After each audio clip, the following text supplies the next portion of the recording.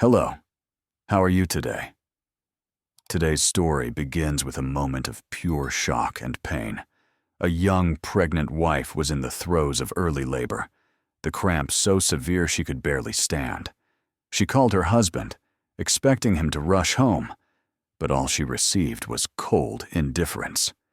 Claire gripped the kitchen counter, sweat beading on her forehead, her voice trembling. "Ethan, it hurts so much. I think the baby's coming." On the other end of the line, a heavy sigh. "Claire, calm down. You're not due for another 2 weeks. It's probably just false labor. Take some painkillers." "No, this is different." "I can't take it anymore," Claire sobbed. But Ethan's voice turned to ice. "I'm busy. Don't be so dramatic." And then he hung up. Claire stood frozen, her heart clenching not just from the contractions, but from his blatant abandonment. She collapsed to the floor, her fingers fumbling to dial 911. "Please, I think I'm in labor. I'm home alone." Her voice broke, lost in the agony. The next moments were a blur, the distant siren of an ambulance, and then everything faded to black. When Claire woke up, she was surrounded by white light and the steady beeping of machines. A nurse smiled gently at her. "Congratulations, you have a baby girl. You're both okay, but you need to rest." Claire burst into tears. Tears not just of relief for her daughter's safety, but of the searing pain of being abandoned by her husband in the most sacred moment of her life. She held her baby's tiny hand and whispered, "You will never, ever feel abandoned. I promise you." But she didn't know that Ethan's neglect had unintentionally opened another door. Someone from her past, the man she had left behind, was about to walk into this very hospital room, and everything was about to change. Claire lay in her hospital bed, her breathing finally steady, but her mind was a mess. Her daughter slept in the bassinet beside her, her tiny hands waving gently, as if searching for warmth. The door creaked open. Claire thought it was the nurse, but the voice that spoke made her freeze. "Claire, is that you?" She looked up, her eyes wide. Standing in the doorway was Michael, the man she had once loved so deeply, the man she had left for Ethan. "Michael?" she breathed, unsure if she was dreaming. He stepped inside, his eyes filled with worry. "I got a call from the hospital.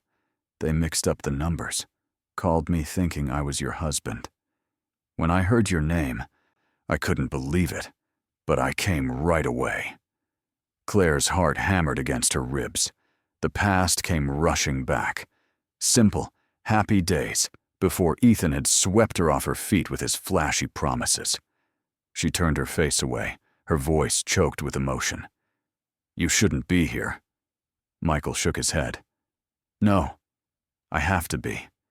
You just gave birth, and he—" His voice trailed off, a mix of anger and sorrow. "Where is he? How could he leave you alone at a time like this?" Tears streamed down Claire's face. She didn't answer, just clutched her daughter closer, as if to hide her shame.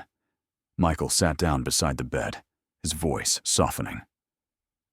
"I didn't come here to judge you. I couldn't turn my back when I heard what was happening. I'll help if you'll let me." Claire held her daughter tighter, her heart torn. Part of her was ashamed of the past, but another part felt a wave of relief at the sight of those familiar eyes, the eyes that had once made her feel so safe. "You don't have to do this," she whispered. "I want to," Michael replied instantly, without hesitation. "I want to make sure you and the baby are taken care of. At the very least, I want you to know you're not alone." Claire fell silent. Inside her, a tiny flame flickered to life. For years, she had grown used to the cold and the absence, but now, with just a few words, she felt a strange warmth spread through her. Her daughter stirred, her eyes fluttering open. Her tiny hand reached out and wrapped around Michael's finger, as he brought it close. He froze for a second. Then a smile lit up his face, a look of pure tenderness Claire had never seen in Ethan. Claire turned away to hide another tear. She knew her life was about to take a completely new turn. The first few days after giving birth, Claire was weak, barely able to do anything but hold her baby. The nurses came and went, but in the long hours between their shifts, she was often alone. Michael, however, never seemed to leave. He brought her warm water, adjusted her pillows, and even went out to buy her simple soup when he knew she couldn't stomach the hospital food. "You don't have to stay here all the time," Claire insisted. I don't want to be a bother." Michael smiled calmly. "It's no bother. You used to be my whole world, Claire. Seeing you like this, all I want is to make sure you and your little girl are okay." Claire looked away, her heart aching. The words, "used to be," felt like a knife, twisting in a wound she thought had long since healed. Meanwhile, Ethan's only presence was through a few short text messages. "Let me know when you're discharged," or "Stop making a fuss, I'm busy." Not a single phone call, not a single bouquet of flowers on her nightstand. One evening, their daughter, Lily, wouldn't stop crying, her face red from gas. Claire was trembling, unsure of what to do, when Michael gently took the baby from her arms, settled her on his shoulder, and began patting her back in a steady rhythm. He paced the room for nearly an hour until Lily finally quieted down and fell asleep. Claire watched them, tears rolling down her cheeks, not of sadness, but of shock. In all their years together, she had never seen Ethan show that kind of patience with her, let alone with a child. "Where did you learn to do that?" she asked softly. Michael gave a tired but warm smile. "I read some books, asked the nurses. Besides, some things you don't need to learn. You just do them if you care enough." Claire was silent. His simple words drew a sharp, painful line between the two men in her life. The next day, Nina, the head nurse, walked in and found Michael changing a diaper.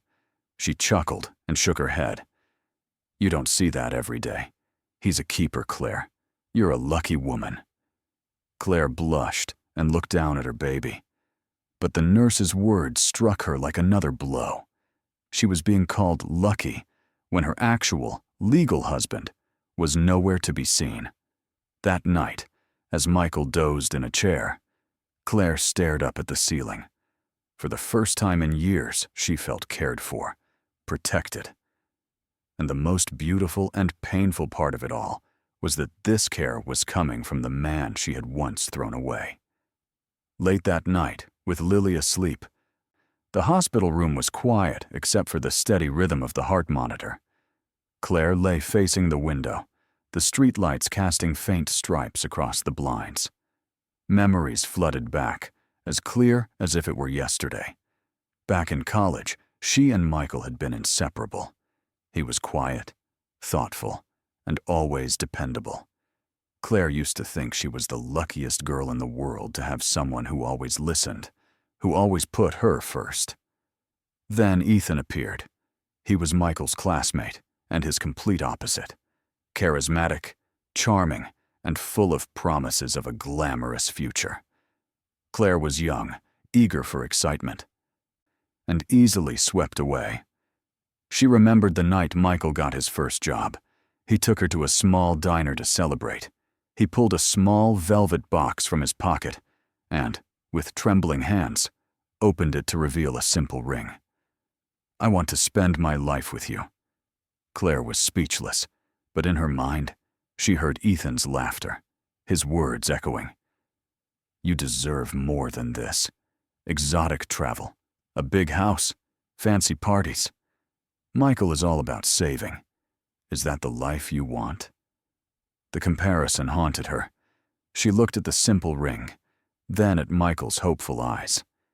And instead of saying yes, she hesitated. A few weeks later, She accepted Ethan's proposal. It was a grand affair, full of flashing lights and applause, with Ethan holding her hand like a trophy. Michael didn't come, but a few days later, he stood at her door, his eyes red-rimmed. "Just be happy, and I'll step away." Claire had nodded. At that moment, she truly believed she would be. Now, lying in this cold hospital room, she realized all the glamour was just an illusion. All that was left of her marriage to Ethan was emptiness, neglect, and now, the pain of being abandoned while giving birth. A single tear traced a path down her cheek. She glanced over at Michael, curled up uncomfortably in the small chair, asleep but still holding his phone, just in case she needed him. In that moment, she thought to herself, "Maybe I took the wrong turn a long, long time ago. But is there still a chance to go back?" The next morning, while Michael was down in the cafeteria, the door swung open. Ethan walked in, dressed in a sharp suit and holding a large bouquet of red roses. Claire looked up, surprised and confused. In the bassinet, Lily stirred. "Heard you had the baby, so I thought I'd stop by," Ethan said, placing the flowers on the table as if completing a chore. Claire's lips tightened. "I called you while I was in labor. Do you remember?" Ethan shrugged, his eyes already on his phone. "I was busy. You know that. But I'm here now, aren't I? It's not like I don't care." Claire gave a bitter laugh. His words sounded more like a status report than a visit to his wife and newborn child. Ethan walked over to the bassinet and glanced down at Lily. A girl, huh? She looks all right." He said it like he was inspecting a new purchase. Then he quickly took out his phone and snapped a few pictures. "I'll post these online. Everyone will want to congratulate us." Claire shook her head, lifting her daughter into her arms. Her voice was quiet but firm. "I don't need congratulations from social media. I needed you here, when I was in pain and terrified. But you weren't." Ethan's brow furrowed for a moment, but he just shrugged again. "What's done is done. You should get some rest. I have a lunch meeting. I can't stay long." A few minutes later, he stood up and adjusted his jacket. "I'll be back when I can. Text me if you need anything." Claire sat in silence as the door closed behind him. The cloying scent of roses filled the room, but it offered no warmth at all. When Michael returned, he found Claire holding Lily, her eyes red. He set the bag of food down and asked softly, "He was here?" Claire nodded, her voice trembling. "He came, but only to check a box, to say he did his duty." Michael sat beside her and sighed. "I'm so sorry you have to go through this." Claire leaned her head against his shoulder, finally saying the words out loud. "I don't think I can live like this anymore." Michael gently squeezed her hand. He didn't make any grand promises, just said simply, "You don't have to go through it alone." In that instant, Claire saw it with perfect clarity. One man cared only about appearances, while the other truly cared for her and her child. And there was no hiding from that truth any longer. After Ethan's brief visit, he didn't return. The following days were filled with just Claire, Lily, and Michael in the quiet hospital room. Michael took care of everything, from small things like adjusting the room temperature to comforting Claire when the baby cried all night. One afternoon, Lily was inconsolable. Claire was exhausted, on the verge of tears herself, when Michael gently took the baby. "Let me try," he said. He held Lily against his shoulder and paced the room, humming an old tune. It was a melody Claire faintly remembered him humming to her whenever she was sad. Now, that same tune was lulling her daughter to sleep. When Lily was finally settled, Michael gently placed her back in the bassinet. "You need to rest," he told Claire. "I'll watch her." Claire shook her head, her eyes welling up. "You don't have to do all this. This isn't your responsibility." Michael smiled softly, his voice low and steady. "I don't see it as a responsibility. I want to do it, because you and this baby deserve to have someone by your side." Claire turned away, her heart fluttering. She had become so accustomed to Ethan's absence that she'd forgotten what it felt like to truly have someone there. The next day, the nurse, Nina, walked in to find Michael clumsily trying to put on a fresh diaper. She laughed. "Look at him. He's going to be a wonderful father." Claire blushed, avoiding Michael's gaze, but the words echoed in her mind. A wonderful father. That night, Claire couldn't sleep. She watched Michael dozing in the chair, his head slumped, his face tired but peaceful. A new fear crept into her heart. If he leaves again, I'll lose everything for a second time. One afternoon, while Michael was out, Ethan showed up unexpectedly. He stormed into the room looking irritated, his shirt wrinkled. "You're still not discharged?" he demanded, his tone more accusatory than concerned. Claire held Lily closer. "The doctor wants to monitor me for a few more days." Ethan scoffed. "You should be fine by now. I can't keep dropping everything to run back and forth like this." Claire bit her lip. She had heard the "I'm busy" excuse so many times. But now, with Michael's constant presence as a contrast, the difference was painfully clear. "Ethan," she said slowly, "I don't blame you for working. But for once, I just wanted you to ask me what I went through. I wanted you to look at Lily as more than just an obligation." Ethan scowled. "I know she's my daughter, but you have to understand. I'm doing all this for our family." A bitter smile touched Claire's lips. "A family is more than just money. I need someone to actually be here." His voice grew sharp. "I see someone else is taking advantage of the situation. Michael, why is he always here? He's nothing to you anymore." Claire held Lily tighter, daring to look him straight in the eye for the first time. "Michael is here because he wants to be, because he cares. You, my legal husband, chose to be absent. Don't you see the difference?" Ethan was stunned into silence, as if he never expected her to talk back. He opened his mouth to argue, but Claire had already turned away. "I'm tired. If you have nothing else to say, please leave." The tension in the room was thick enough to cut with a knife. Ethan looked at his wife, at the tiny infant in her arms, and for a moment, he looked like a complete outsider. He snarled, "Don't think Michael can replace me. I'm still your husband, and I'm still this child's father." Claire didn't answer. She just quietly turned her back, comforting her daughter, who had started to cry. The door slammed shut. And for the first time, Claire wasn't afraid of him. Instead, she felt a profound sense of relief, as if she had just taken a crucial step out of a long, dark shadow. Michael returned a few minutes later with food and magazines. The heavy atmosphere in the room was immediately obvious. Claire was leaning back against her pillows, her eyes still red. "Ethan was here, wasn't he?" Michael asked. Claire nodded. "He came. He blamed me, told me you were an outsider. But this time, I didn't stay silent. I told him I needed someone who would actually be there, and that wasn't him." Michael sat down, quiet for a moment. Then he said, his voice warm, "I'm sorry you had to hear those things, but I'm proud of you for speaking up. Claire, you are not alone anymore." She looked at him, her eyes filled with tears. "Michael, I'm so scared. I know Ethan won't let this go, but for the first time I feel like I stood up for myself and for my daughter." He took her hand and held it tight. "You did the right thing.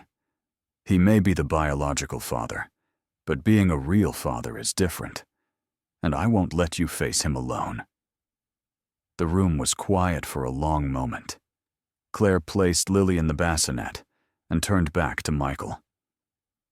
"Do you think we could start over, after everything that's happened?" Michael took a deep breath, looking directly into her eyes.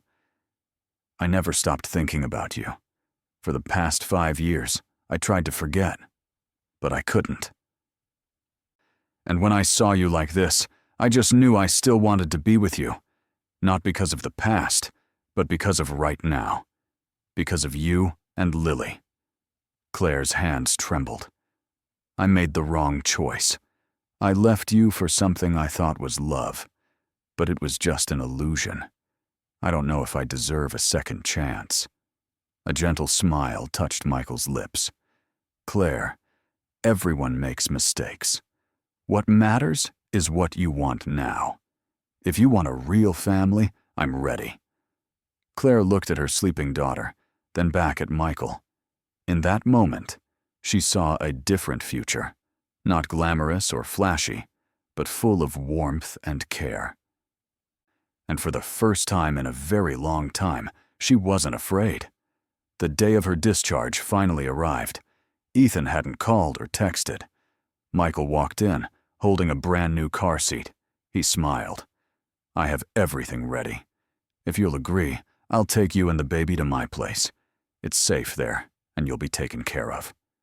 Claire looked down at her daughter, then up at him and nodded. "I don't want to go back to that house. It's so cold, and I can't bear the thought of facing Ethan right now." Michael let out a breath of relief. "I promise you won't regret it." As they were leaving, the nurse, Nina, saw Michael carefully strapping Lily into the car seat. She smiled. "He's more worried than the mother." "You're a lucky woman, Claire." Claire blushed, hiding her tears. The compliment was both heartwarming and heartbreaking, because her legal husband was still nowhere in sight. Outside the hospital, the spring air felt fresh on her face. Michael helped her into the car, then gently placed Lily in her seat, double-checking every strap. As they drove, Claire held her daughter and watched the city go by. She realized this was the first time in years she wasn't returning to Ethan's big house, but heading toward a new place, a home filled with hope. Michael pulled up to a cozy apartment building. It wasn't luxurious, but it was clean and full of life. He carried their bags and helped her inside. "Think of this as your home," he said. "You don't have to ask for permission for anything." As Claire stepped inside, she was overcome with a strange feeling. There were no cold walls, no lingering scent of expensive, soulless perfume. Instead, the apartment smelled of coffee, and there were simple, happy photos on the walls. She placed Lily in the new bassinet Michael had set up. The baby reached out and grabbed her finger. In that moment, Claire felt like she had truly come home, not just entered another golden cage. Michael stood behind her and said softly, "You're not alone anymore." Claire turned to him, her eyes shining with emotion. For the first time, those words didn't sound like an empty promise. They felt like the truth. The first few days at Michael's apartment were a blur of relief and adjustment. There were no more hurried footsteps fading down the hall, no more cold dinners left on the table. Instead, Michael woke up early every morning to make coffee and would ask her what she felt like eating. At night, when Lily cried, he would walk her around the room so Claire could sleep. "You need your rest," he'd say. "Let me take care of her." Claire often found herself just watching him. This man was not Lily's biological father, but his every action proved he was a true father in every sense of the word. One morning, her phone rang. It was Ethan. Her heart leaped into her throat. She hesitated, then answered. "Where are you?" he snarled.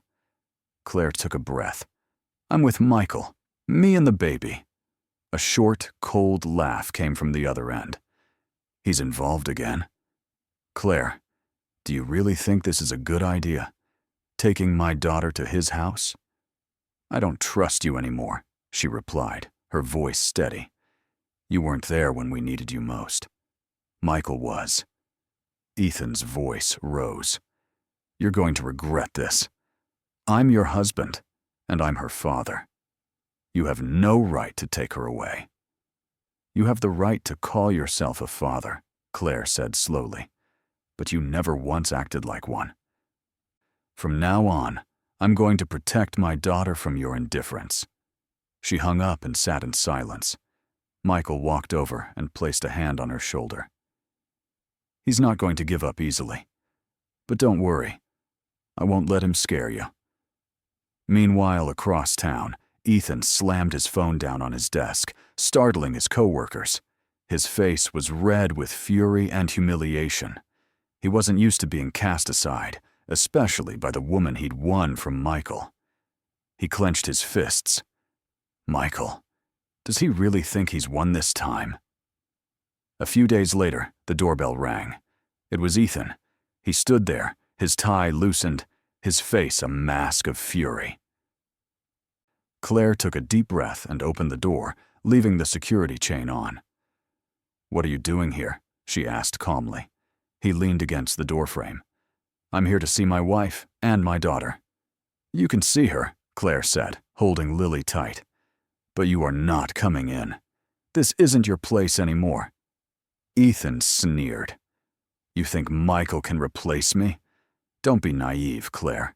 You're my wife, and that's my child. Nothing changes that." "The papers might say that," she replied, her voice shaking but firm. "But your actions don't. A father is more than a name on a certificate. A father is there when his child cries, when his wife is in pain, and you were absent for all of it." He paused for a second, then growled, "I can fix it. Give me a chance." Claire looked him straight in the eye, tears glistening. "I gave you too many chances. You missed every single one. It's over, Ethan. I'm not coming back." The air grew heavy. Lily started to fuss, sensing the tension. Ethan's face hardened. "You will regret this," he said coldly, then turned and walked away, his heavy footsteps echoing down the hall. Claire closed the door and leaned against it, holding her daughter close. Her heart was still pounding. But she knew she had just done something she never could have before. She had faced him, and she had said no. When Michael got home, he saw how pale she was. "He was here?" Claire nodded, but this time her eyes were resolute. "He can threaten me all he wants, but I made it clear. I'm not going back. I choose to protect our daughter, and I choose to trust you." Michael took her hand and held it tight.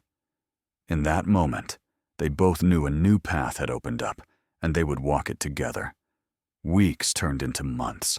Claire and Lily settled into their new life with Michael. In the mornings, he made her coffee. In the evenings, he changed diapers and rocked Lily to sleep. Claire no longer bothered correcting people when they called Michael her husband. In her heart, it felt true. One day, she wrote in her journal, "Family doesn't start with a piece of paper. It starts with love, with patience, with the little things you do every single day. If anyone asks if Lily has a father, I'll say yes. And his name is Michael." Meanwhile, Ethan sat alone in a bar. The ice melted in his drink. The music was loud, but all he felt was an overwhelming emptiness. He thought about all the times Claire had called, and he'd ignored her, all the promises he'd never kept. Now that he had lost everything, he realized he had never truly had it in the first place. He was just a lonely man in a crowded room. Back in the small apartment, Michael lifted Lily into the air and placed her in Claire's arms. "Look," he said softly. "She's smiling." Claire held her daughter, her eyes filled with happy tears. She turned to Michael. "I used to think happiness was something far away, but now, I see it right here." Michael took her hand. "From now on, you don't have to be afraid of anything. We are a family." Claire leaned her head on his shoulder and whispered, "A real family." Outside the window, sunlight streamed onto the street. It was a new beginning, not perfect, not glamorous, but full of love. And for Claire, that was the most precious thing in the world. And so, my friends, the story of Claire, Michael, and Ethan comes to a close. But the lesson it leaves behind is a powerful one. A man can be a legal father on paper, but if he isn't present, if he doesn't care, that title is meaningless. On the other hand, a man with no biological connection can become a true father through his daily acts of love, patience, and devotion. Claire went on a painful journey to learn that truth. She made the wrong choice, chasing glamour instead of sincerity, and paid for it with years of loneliness. But in the end, she found the courage to step out of the shadows and choose a real home for herself and her daughter, a home built on love and trust.